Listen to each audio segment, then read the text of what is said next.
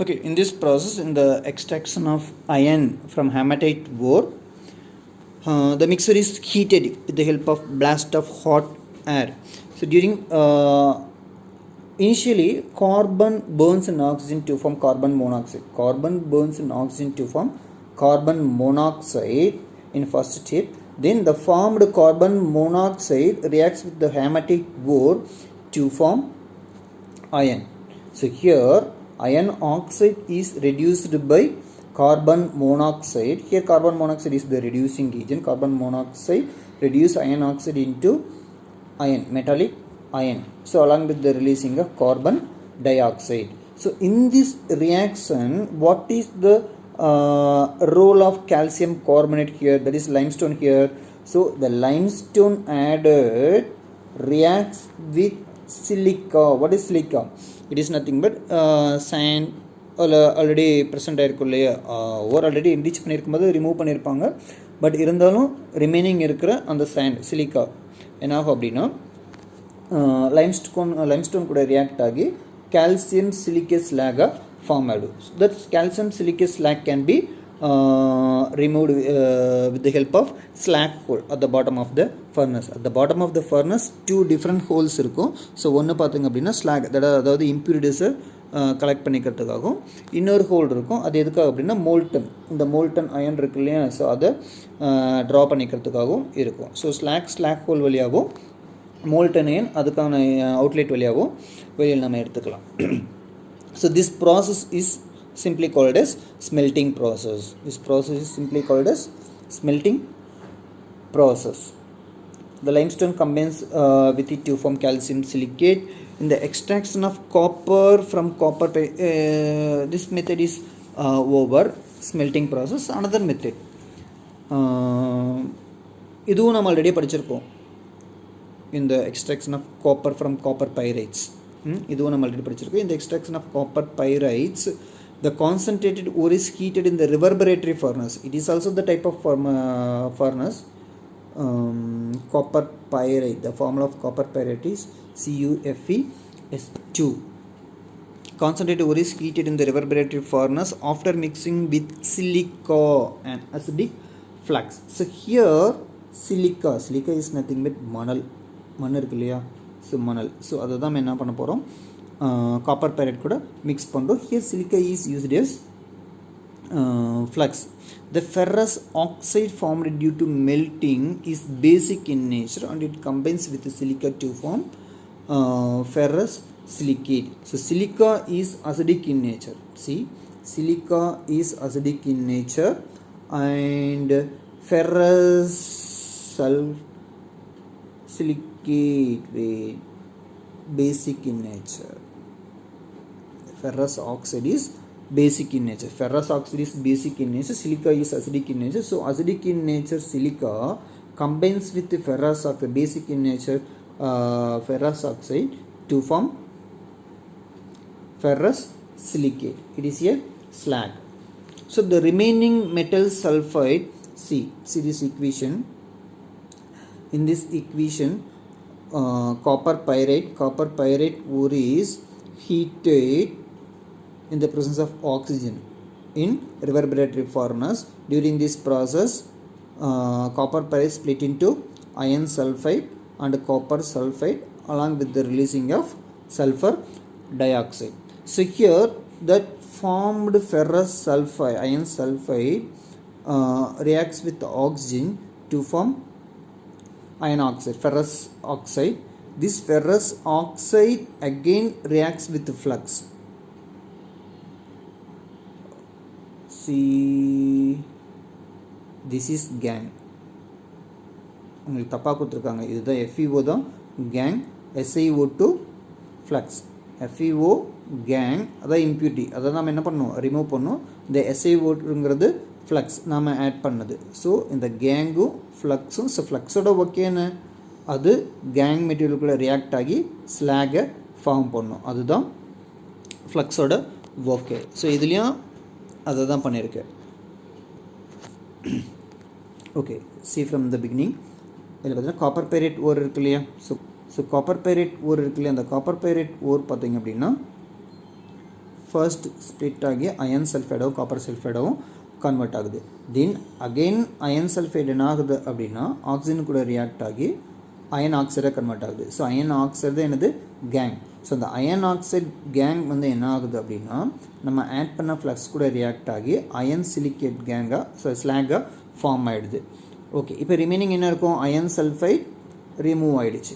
So remaining என்ன இருக்குது? Copper sulphide மட்டும்தான் இருக்கும். காப்பர் இது சல்ஃபர் டை ஆக்சைடு கேஸாக ரிமூவ் ஆகிடும். அப்போ இதுவும் இங்கே இருக்காது. ஸோ ரிமைனிங் இந்த ஓரில் இதுதான் ஓர் இல்லையா, காப்பர் பெரைட் ஓரில் ரிமைனிங் இப்போ என்ன இருக்குது?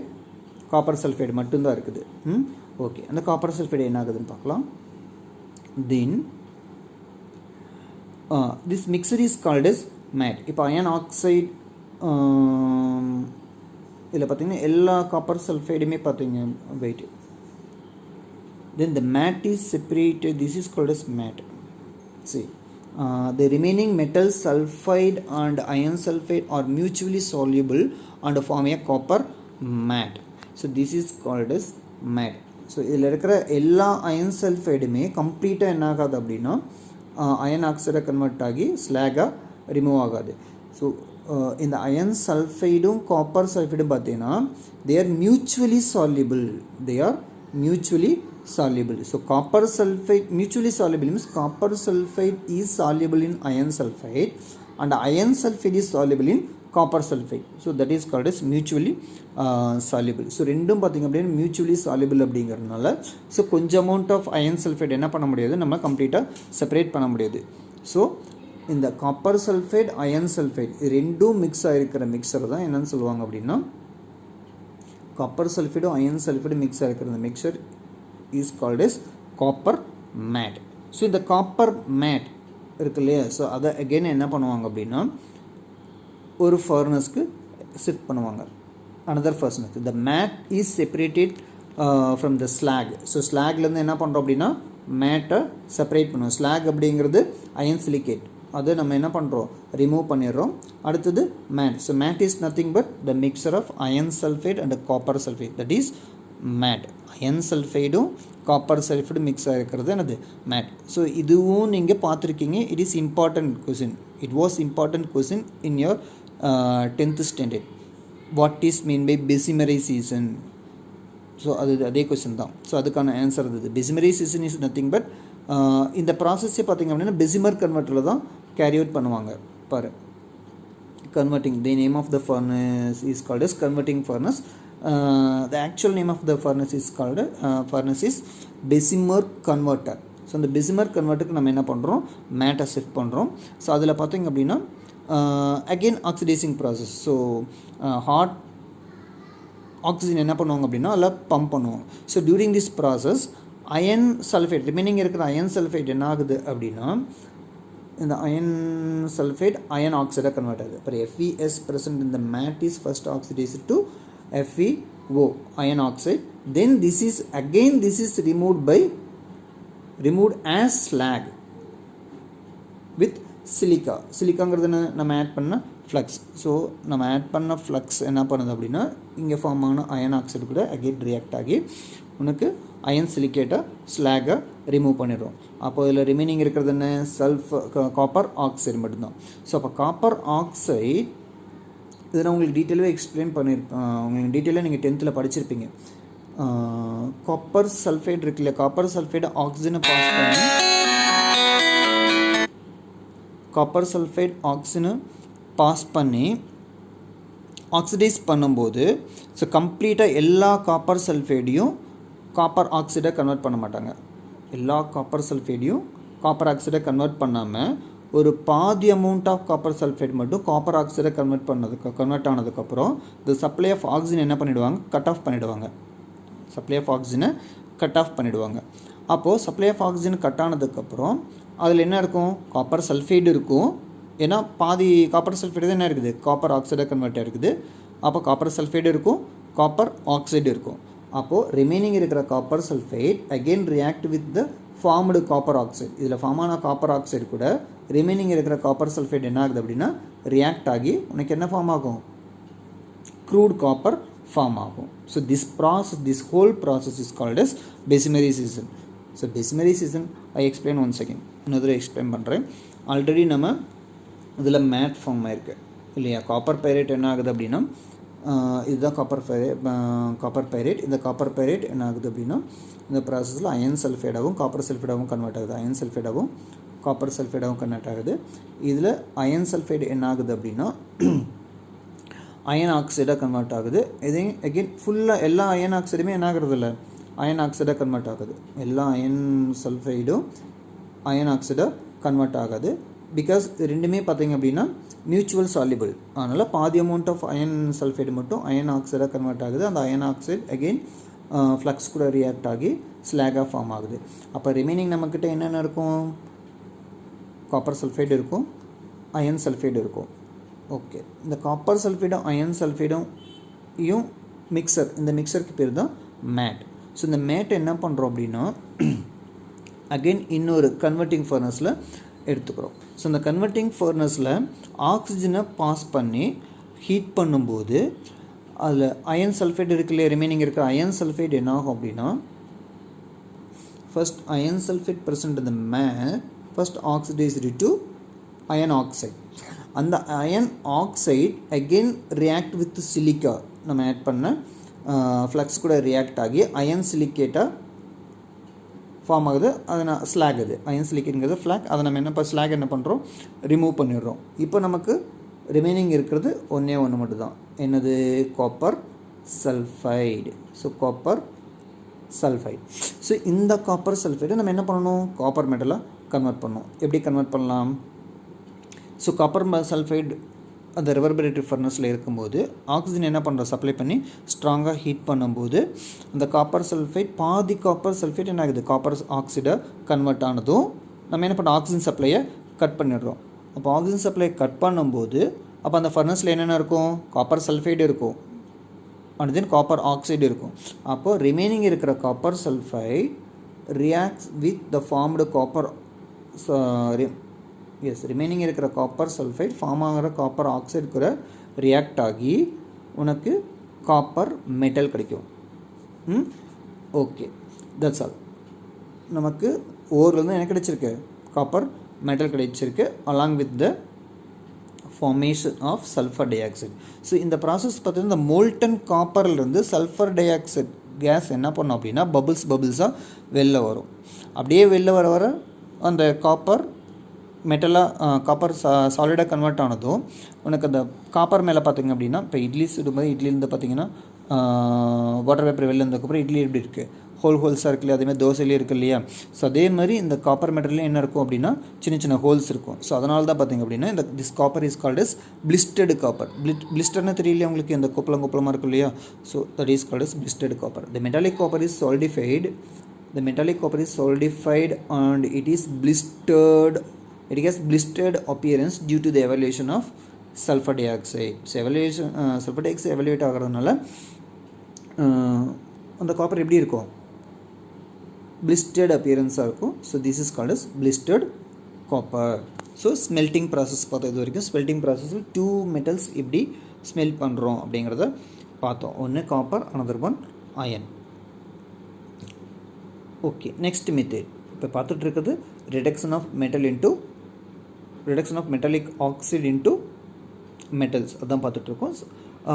Next method is reduction by carbon. So carbon is cheapest reducing agent. So carbon can be used as a reducing agent. In this method carbon can be used directly as a reducing agent. In this method the oxide ore of metal is mixed with coal or coke and heated strongly in the furnace.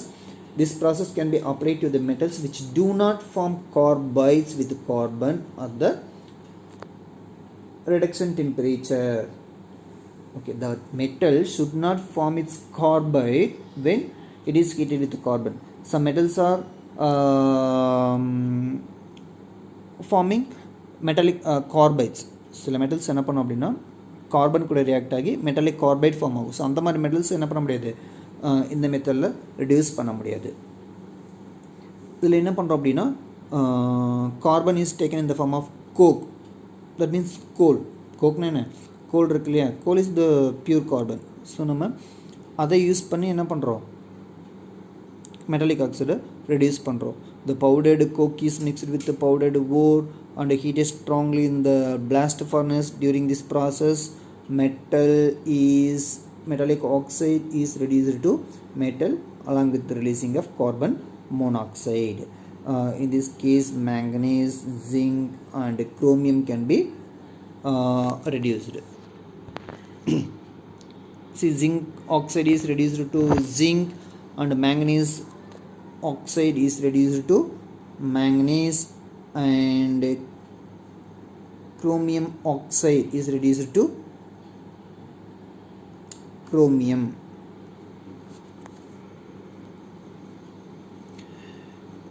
Next method, reduction by hydrogen. So hydrogen can also be used as a reducing agent.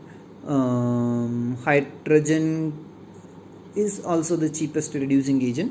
This method can be applied to the oxides of the metals having less electropositive character than hydrogen. So hydrogen விட electropositive character எந்தெந்த metals கம்மியாக இருக்குதோ அந்த metals மட்டும் தான் நம்ம என்ன பண்ண முடியும், hydrogen reducing agent யூஸ் பண்ண முடியும். For example, silver oxide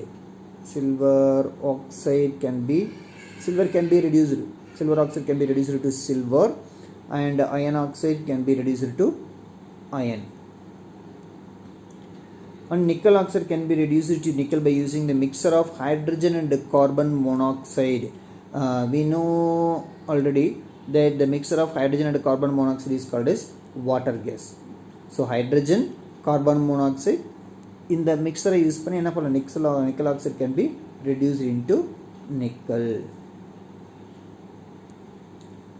That's all about reduction by hydrogen. And reduction by metal itself. See, so metallic oxides such as chromic oxide can be reduced by aluminothermic process. Aluminothermate process is nothing but aluminum can be used as a reducing agent. Aluminothermate process இப்போ welding வைக்கிறோம் இல்லையா, அதில் பார்த்தீங்க அப்படின்னா அலுமினோதெர்மேட் process தான். அதில் பார்த்தீங்கன்னா welding ராடுக்கு மேலே பார்த்தா அது அயன் ஆக்சைடில் மேடாக இருக்கும். ஸோ சுற்றியில் இருக்கிறது பார்த்தீங்கன்னா aluminium powder.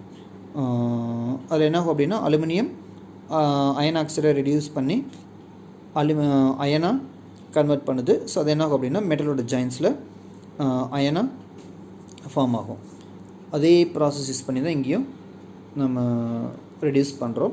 So chromic oxide can be reduced by aluminothermate process. In this process, the metal oxide is mixed with aluminum powder and placed in a fire clay crucible. So fire clay crucible. So crucible is nothing but a small cup made up of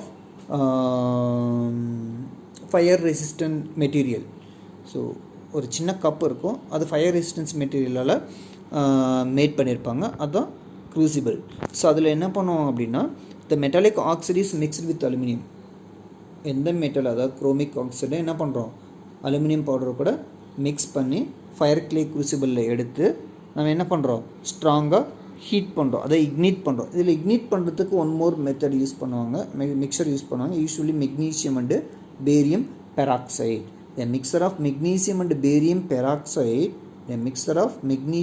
barium peroxide can be used as ignition material, ignition mixer. So during the burning of magnesium and barium peroxide, they will produce a large amount of heat energy. So in the large amount of heat energy la da aluminum enna pannum appadina chromic oxide chromium reduce pannum. How? See, this is ignition mixture.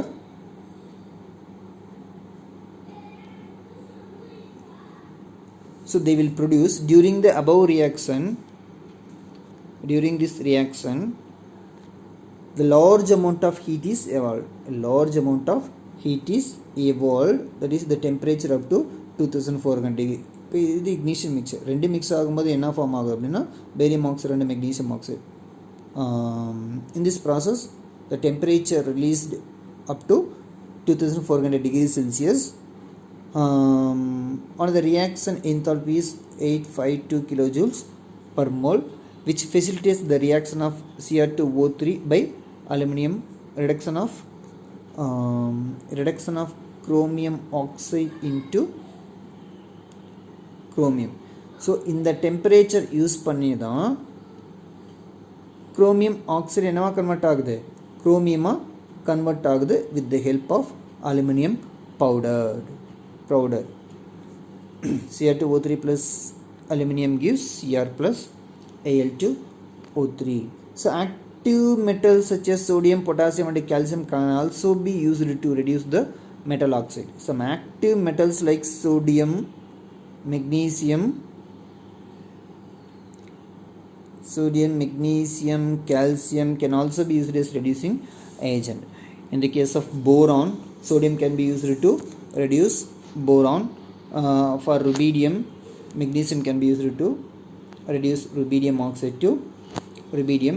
In titanium, in the case of titanium, magnesium is used as reducing agent, so titanium will be formed. In the case of thorium, calcium can be used as reducing agent. Then auto reduction.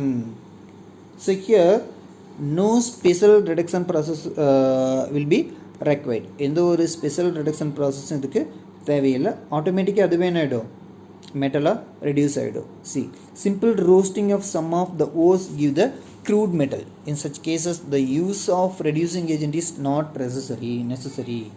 So reducing ஏஜென்ட்டே தேவையில்லை. So அந்த metallic oxide இங்கே பார்த்தீங்கன்னா metallic sulphide இருக்குது.